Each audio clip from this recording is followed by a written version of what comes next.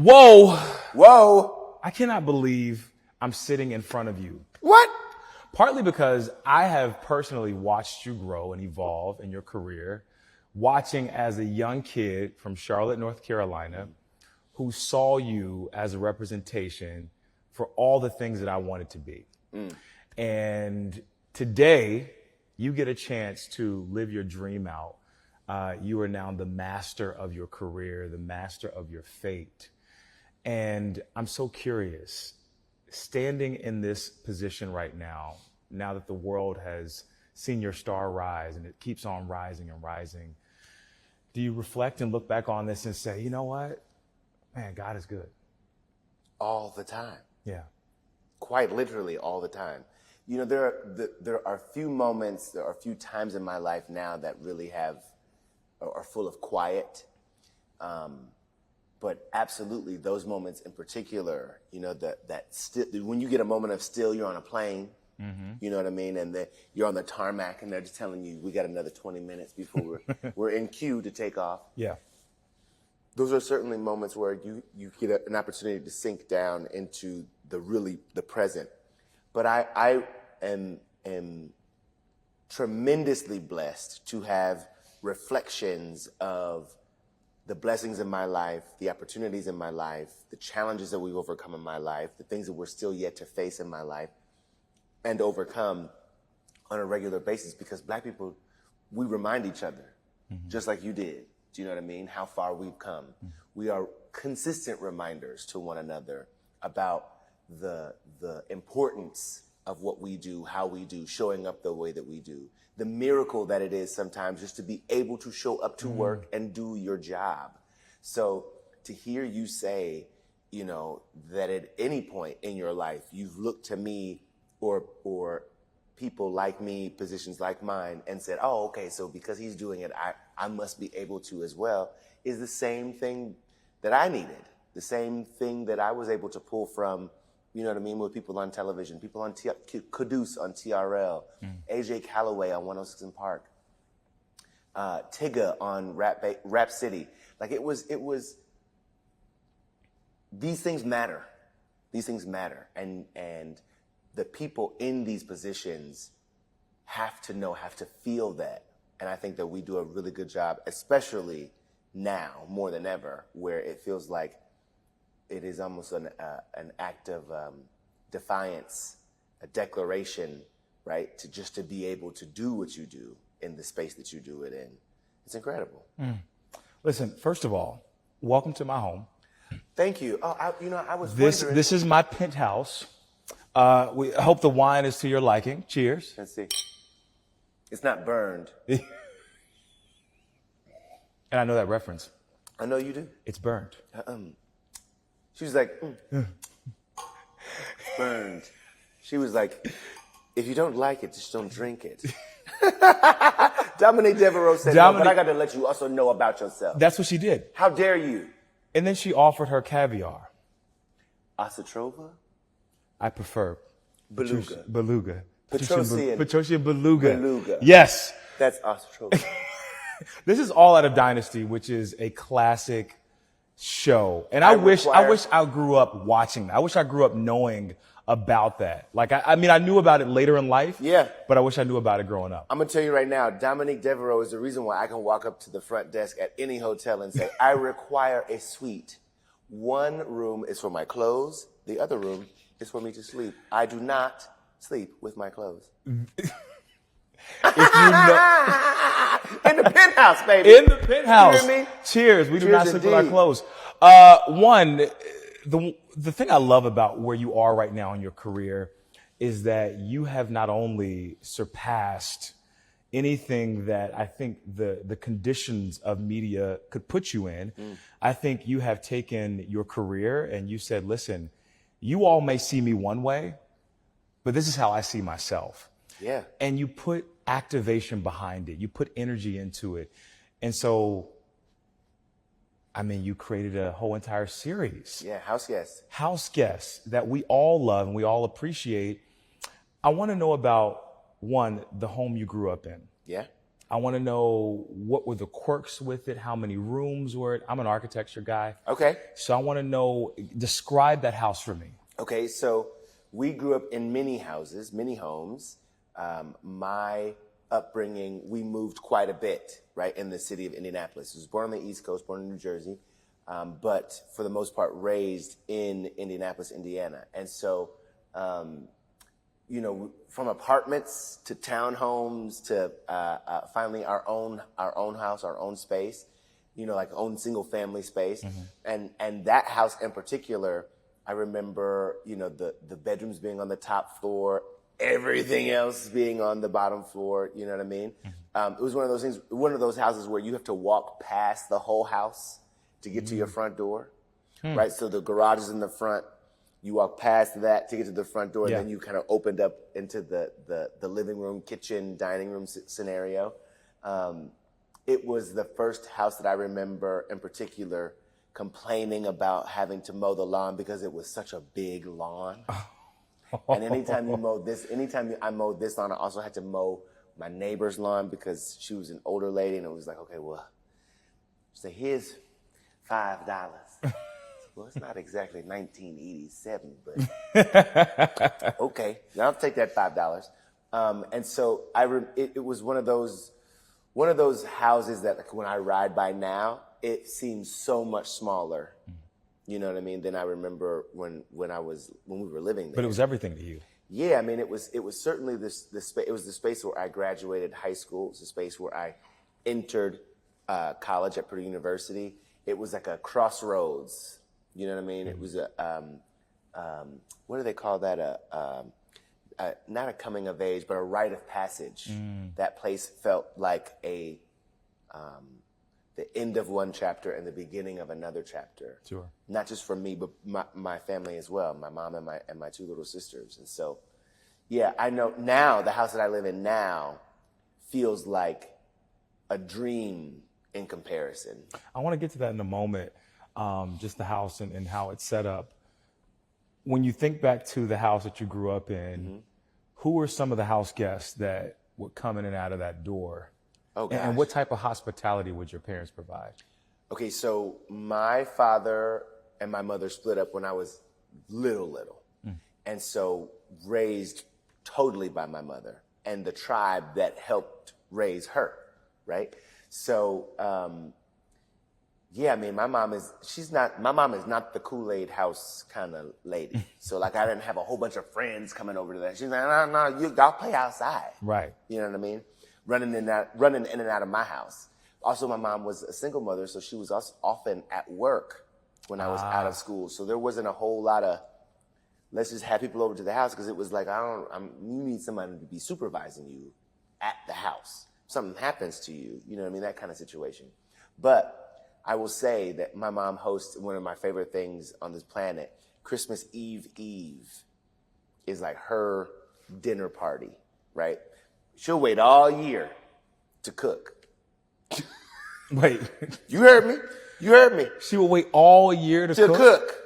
This meal better have been the best meal ever. What you need, what you want, everything is right there. From French toast. You heard me. She went from French toast to what? God said she's going to wait till all year. So we got French toast to lasagna. We got a duck and a turkey. Not a duck. I ain't never seen a black person cook Peking duck. My mama could do it. How does she roast her duck? I can't tell you all the secrets. Was she roasting duck or was she roast the duck. She frying duck. We're not roasting duck. No, she don't fry the duck. You fry the turkey. But you can't fry the duck. That is hilarious. So who was coming in and out of the house at that time? Did you have, like, auntie? You said there's a tribe of folks who loved on you. So aunts, great aunts, cousins, my Uncle Scott, the man I kind of named after. Cousins, friends in the sense of that, like, knocking on the door and being like, "Can you come outside?" You know, that kind of thing. Yeah. But yeah, I mean, it was a tribe, a family of women, black women in particular. My Aunt Nicole, my Aunt Lena, my Aunt Grace, my Aunt Hazel, my cousin Judy. You know what I mean? People who helped form even my help me form my personality, help inform my personality. And so it's so funny you talk about the show Houseguest being this scenario where it was a way for me to make my mark on this industry or to claim my space in media. But really, it was a way to honor and love on the people, the women, the individuals that have fed me over the years. Everyone that you see on our show is someone that I've had some sort of interaction with, some sort of relationship with, I've gotten something from. And so we want to give something back to them. You know what I mean? Yeah. The people that we see on the show, the people that we book on the show, the people that sit in that seat, that eat that food, that drink that drink, are people that I really care about. You know what I mean? From Cynthia Erivo to Andra Day to Diara Kilpatrick, you know what I mean? From DR Detroit on BET Plus. Yeah. Like it is, these people matter to me. And I know that if they matter to me, they must matter to other people. And I wanna see them get the shine the way that I know how to shine on someone. The video that has the most views on your channel right now is the one with Tina Knowles.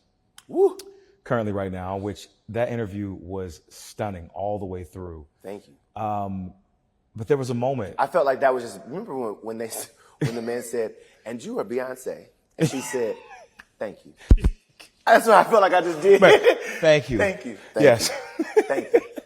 Just, if you could in your life one time channel Beyonce energy, you deserve it. At one point in time.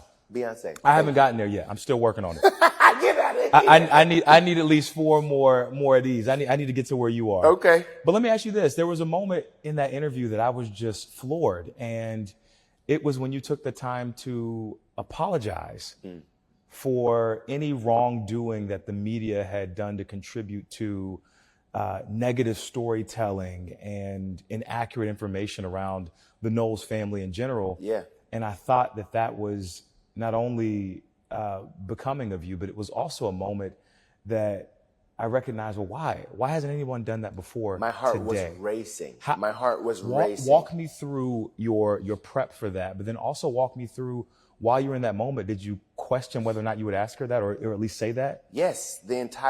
No, I didn't question whether or not I would say it. I knew very clearly when the booking happened that this was something that was on my heart. Because it was on my heart before we even sat down for this interview.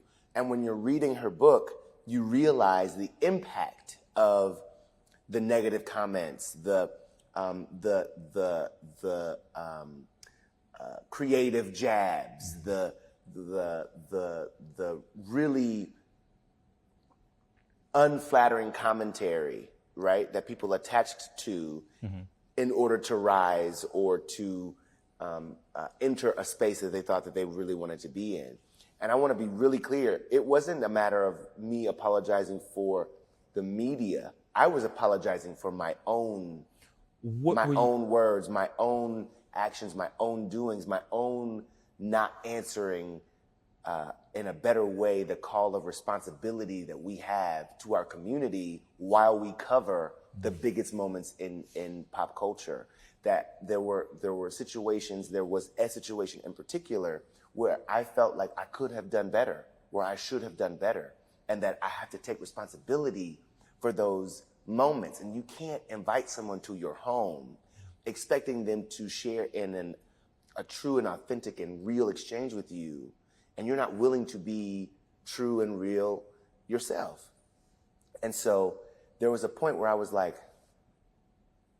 I'm going to have to say I'm sorry.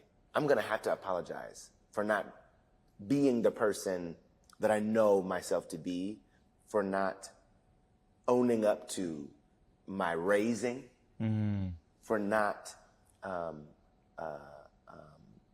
being more respectful of the people in our community.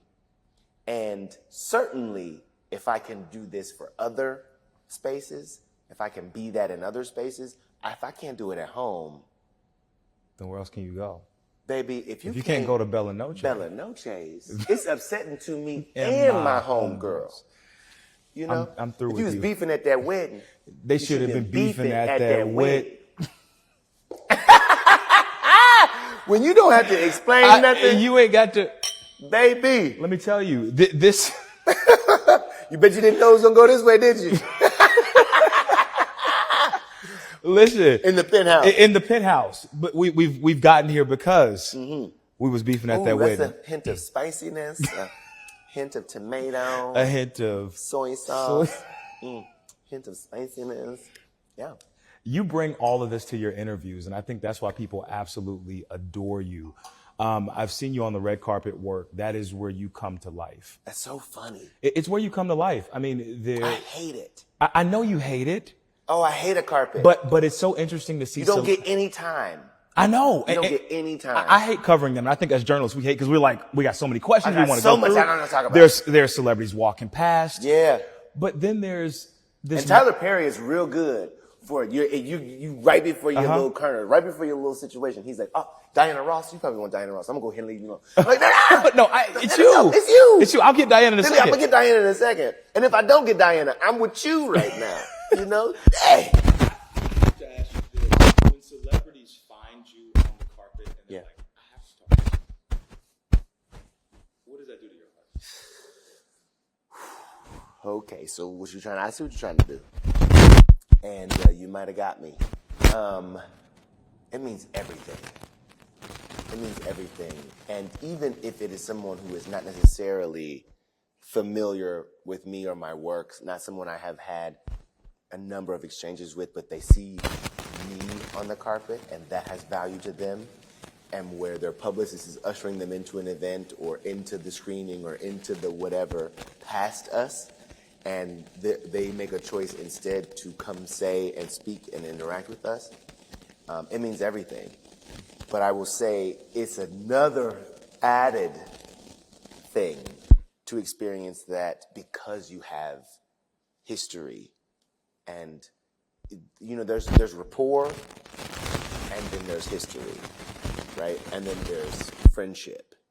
And so as you move up those rungs, as your relationship deepens, to be able to see that reflected. The Met Gala was an experience for me I was totally unprepared for.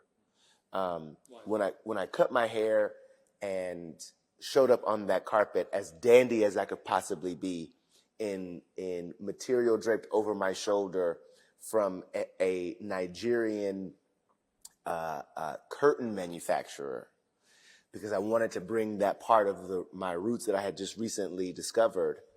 Can we talk about that? Baby. So I just had my roots discovered on our show. I'm so sorry that you did it on your show, because the way that you were able to hold that together, I was not. I was about to cry the whole entire Look, time. I got one thug tear. There it is. That's brewing right here. I got some tissue right there for you if you need it.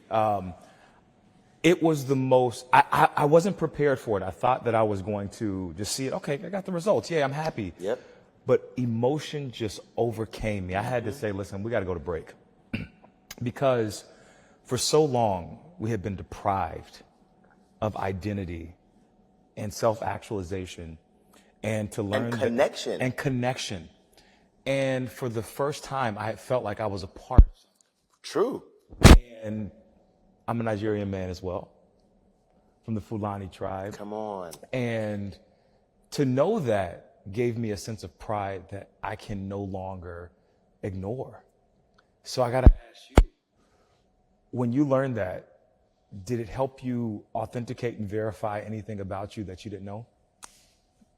I wouldn't say necessarily that it authenticated things that I didn't know, but it deepened and rooted things that I'd always felt. Do you know what I mean? Yeah.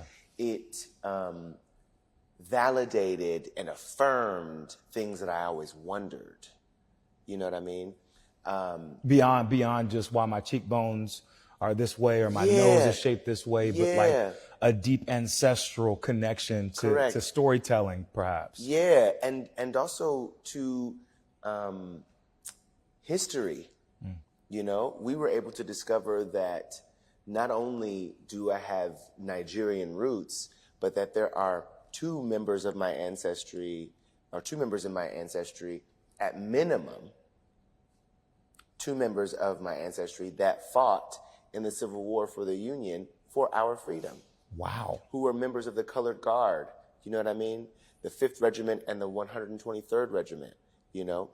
To be able to go to the monument and see the names, you know what I mean, etched in steel. On this Memorial Day. On this Memorial Day, it just makes Memorial Day hit different. And I have family members alive and past who served in armed forces for this country.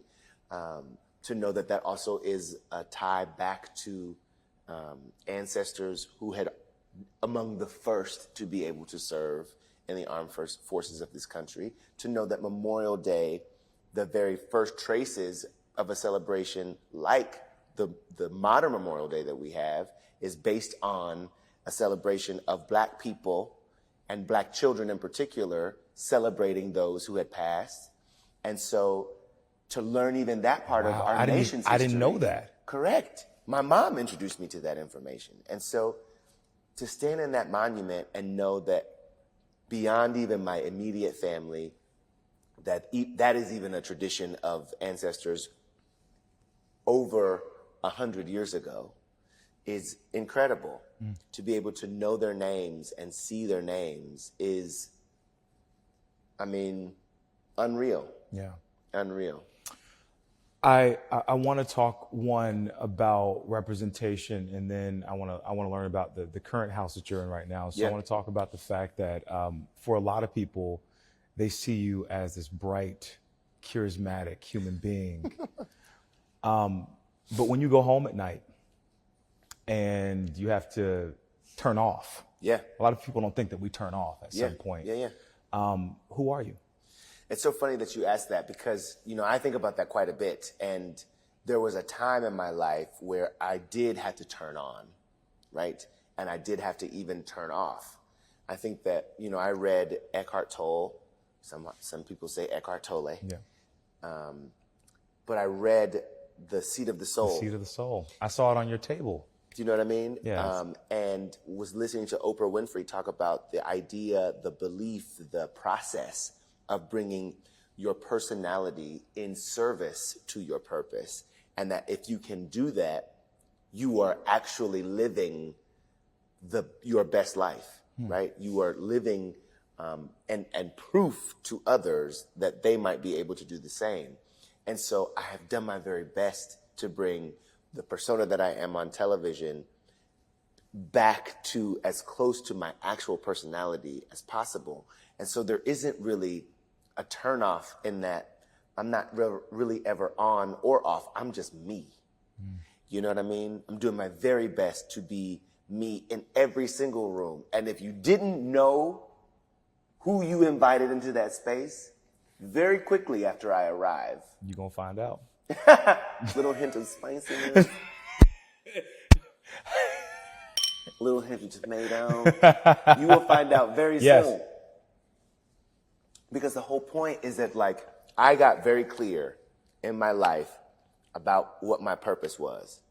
You know, I was reading a book by Danielle Laporte, and she talks about creating a statement for your life, a power statement for your life, for your purpose.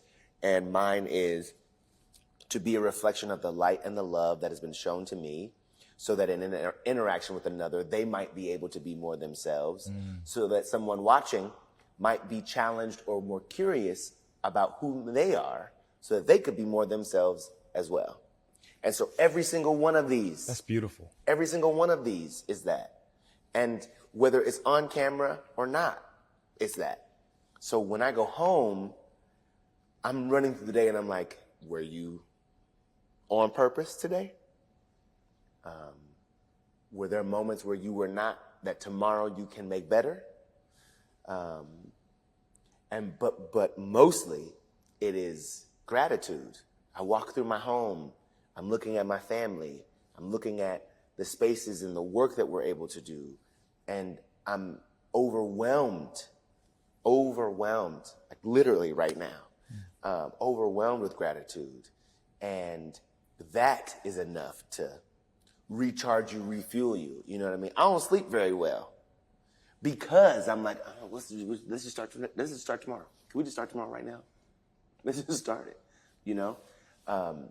Because I also know how much we need this. I also know how much, and I don't mean that to say that I feel like my work is so important that people must have it, but I do know the importance of being able to center joy right now in community with one another, to be able to focus on loving each other and ourselves. And I want to do as much of that as possible. I love it. Your house. Let's talk about this stunning architectural masterpiece. Jewel case. It is a jewel case mid-century modern. I knew it was mid-century modern when I saw it. Yeah. You had done some work to the kitchen.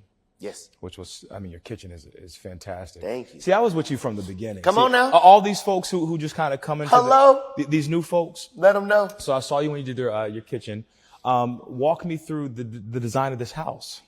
So, you know, the which house is now a set for you. Exactly. The house was built in the early 60s with entertainment in mind. Our next door neighbor actually went to undergrad at Cal Poly, and the department head for the dentistry program lived in my house, and I believe is one of the first owners of the house.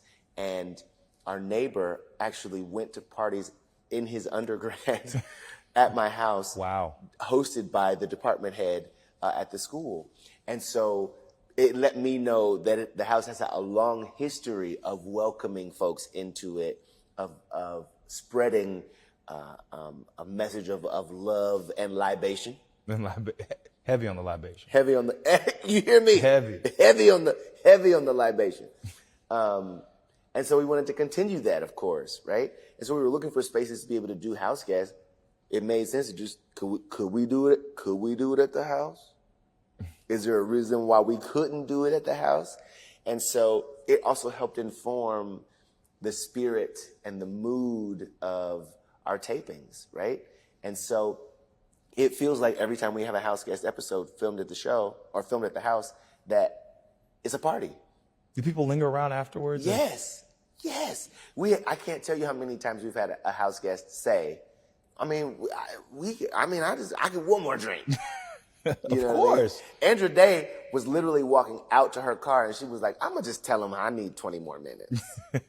I said, you want to? She was like, it's fine. I'm going to need 20 more minutes. And stayed for another hour, you know? Wow. Cynthia Erivo drove herself to kick it at the house. Do you know what I'm saying? Because she planned on staying for a little bit. Yeah. Has since told me, I can't wait to come back. Came to the house when we weren't filming, just to kick it. You know what I'm saying? Yeah. So, I think the idea, the mid-century modern architecture, also what feels like a Palm Springs vibe with our garden, our backyard, and the front yard. It does have this, like, in the middle of our neighborhood, there's no other home like it. Yeah. And so when you pull up, you do feel like you're transported to another place. You know what I mean? And space in time. And that whatever it is community, it's family, it's lit with you open the gate is a flood of joy. Well, when I get back to LA, I have to come and just knock on the door and just look around. Yeah. It seems stunning. It seems incredible. And I'll ask you about this. We're here for the BET soiree. Yeah. How did it feel? Black and iconic, baby. Black and iconic. How does it feel to be back in the nation's capital under these particular set of circumstances? Yeah. And knowing that this was a celebration of joy, and yet there's still a large fight to be fought for LGBTQ plus folks, particularly LGBTQ plus folks of color. Yeah. How do you feel that your role in society plays to that advancement? I think being here in DC, Black Pride weekend, Memorial Day weekend, Black and iconic on BET weekend, right, is unreal. But I brought my mom. Really? Yeah. I brought my mom to be a part of this experience. This is her first time? her first time being a part of anything Black and iconic by brand, Yes. by branding, certainly not by intention. You know what I mean? But no, this is not her first time in Washington, D.C. My grandfather, her father, went to Howard University. And I was actually able to, the last time I was in Washington, D.C., took him to the White House for the Black Excellence Brunch. I remember that. And yes. so when I tell you, like, I'm walking in a flood of gratitude because the blessings are so, you can't miss them. Mm-hmm. You know what I mean? You can't miss them. So I think that, to answer your question, I think that for me, the idea of my space being counted in the balance of some of the messaging and some of the rhetoric and bull, quite honestly, that we're seeing from many places, many sources in this country right now, I don't take it lightly. And in times where I would have otherwise played more of a background role or a support role to step in front and claim that space, feels like a revolutionary act. It feels like an effort to buck and prove wrong much of that narrative, to balance that narrative. Do you know what I mean? Mm. And so I take it very seriously. I think initially I was a little nervous even about stepping into spaces like that. Really? Yeah. Why? And so you say, why? Why? Yeah. Because, you know, you want to keep your private life, you know, and also I want to keep the shine that I produce on someone else. And so when it's reflected back to me, it can be jarring. Isn't that a funny thing, right? Yeah. The more you shine on others, the more light comes back to you. But you understand that. Well, look at what you do, the way that you do it, the people that you shine on, the way that you shine on folks, the way that you invest in the stories that you cover, the individuals that you highlight. You know, it's not lost on me that you could choose anyone to do these things with or not choose at all. Mm. You know? Mm. And so the idea that you would invest your time and your broadcast resources and be able to most accurately convince your news director and producers that this is the story that is worthwhile, this is the story that is worth telling, also informs quite a bit about you. Mm. So when the shine is reverted back to you, what does that feel like? It makes you feel uncomfortable. It does. It does. Especially when that shine includes a job well done. Mm. Especially when that job includes, thank you for what you are doing. We could not be here without you. Mm. Especially when that shine includes, there's nobody that does it quite like you. Mm. That feeling. That's special. That is special. Yeah. And it's incredibly overwhelming. Yeah. I can only imagine how overwhelming it's been for you, but you've seen this, you've felt this very intimately. I want to end the interview with a question geared towards Little Scott. Uh-oh. And if Little Scott was your house guest, okay, what would you ask him and what would you tell him? Mm.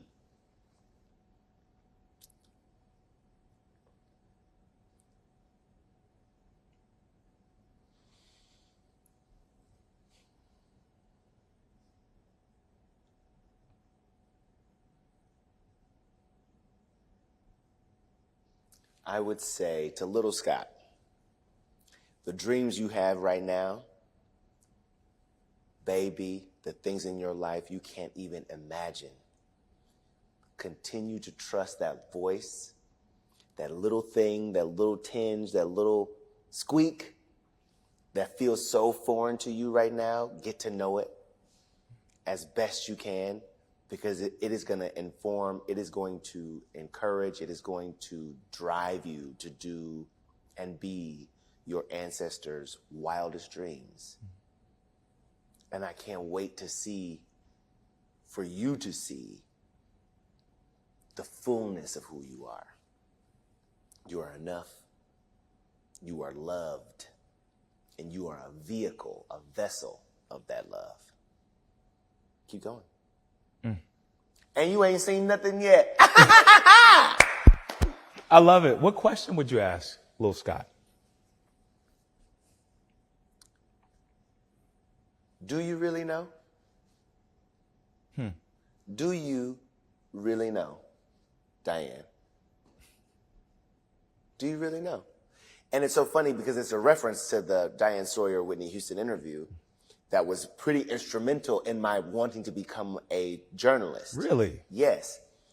And it is still something I come back to because it is a perfect kind of inquiry into your own dreams, into your own thoughts.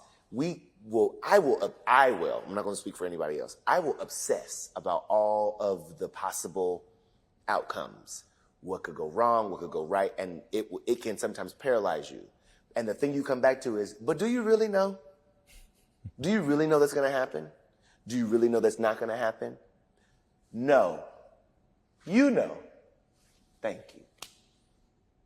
Keep it moving. Keep it moving. Keep it moving. And so it would be a reminder. It wouldn't be a question because I was a pretty silly kid, and so asking me anything would just result in some silliness. Some laughs. But do you really know, I think, would inform as early as possible the idea of like, don't let those thoughts paralyze you. Do you even really know if any of that is going to be? Keep moving. Keep going forward. Be aware of those things, but keep moving. Incredible. Do you really know, Diane? Do you really know Diane? Scott, thank you. Thank you. This was so much. such a pleasure and a Steve, joy listen, and an honor. Anytime. An honor. No, truly, the honor was all mine. Come on, You invited me to the penthouse with a little sip. And it was not burnt? Hello, not burnt. Not burnt. Not in burnt. The suite? In the suite. You hello? Because you will never sleep with your clothes. Oh. Require one room for your clothes, for your wardrobe, and one room for sleeping. If it's good enough for Dominique Devereaux, baby, it's good enough for me. We love you, man. Thank you. Right back. Thank you, brother. Truly. Appreciate you. We out This is here, baby. amazing. We out here.